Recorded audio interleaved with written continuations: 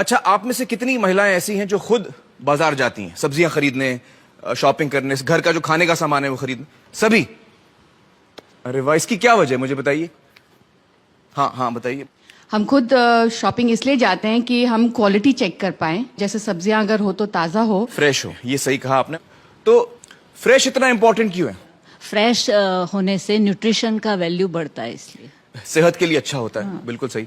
मुझे बताइए कि कौन से खाने के आइटम हैं जो आपको लगते हैं कि बहुत सेहत के लिए अच्छे होते हैं? हाँ हाँ बताइए।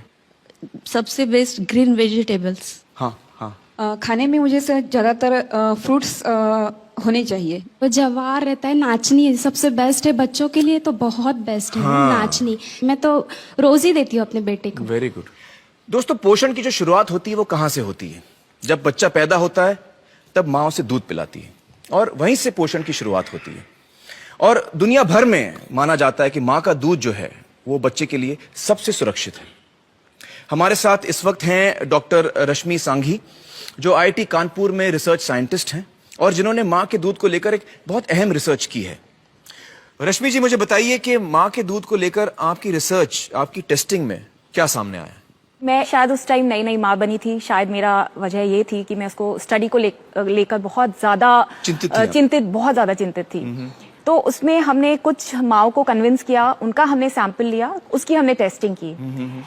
एंड जितना मैंने सोचा था, मैं बिल्कुल शॉक्ड।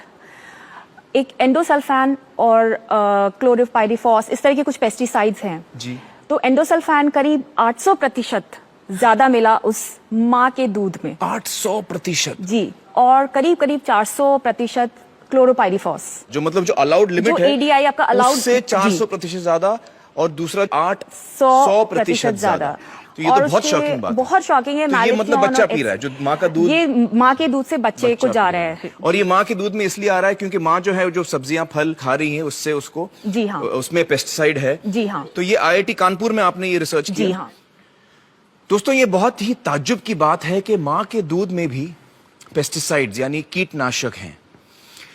दोस्तों, पेस्टिसाइड एक अंग्रेजी शब्द है और आम जबान में अगर मुझे इसको समझाना पड़े तो वो ये है कि पेस्ट यानी कीड़े और पेस्टिसाइड यानी कीड़े मारने की दवा।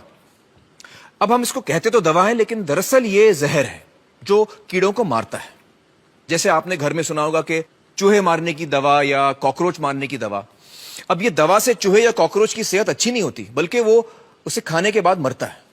इसलिए यह समझना बहुत जरूरी है कि यह दवा नहीं, जहर है। रश्मि जी ने हमें बताया कि एंडोसल्फान नाम का पेस्टिसाइड उन्हें मां के दूध में मिला था। आइए अब मैं आपको ले चलता हूं कासरगोड, जहां करीबन 25 सालों तक इसी एंडोसल्फान नाम के पेस्टिसाइड की हेलीकॉप्टर से स्प्रेइंग की गई थी। देखते हैं वहां पर एंडोसल्फान का क्या असर हुआ।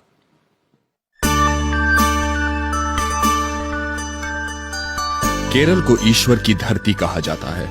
कुदरत ने इसे बेतहाशा खूबसूरती बख्शी है।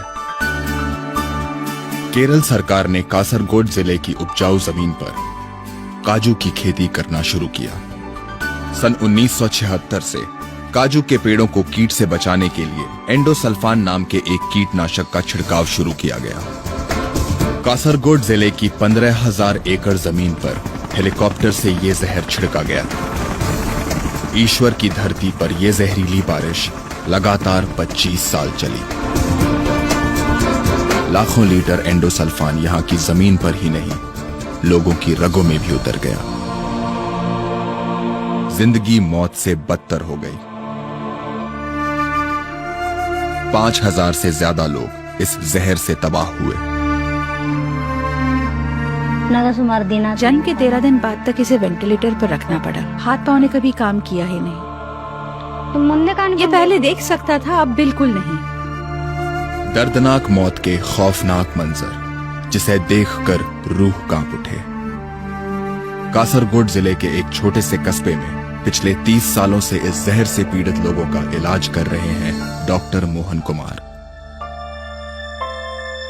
विनाश के उस भयानक मंजर को इन्होंने अपनी आंखों से देखा है।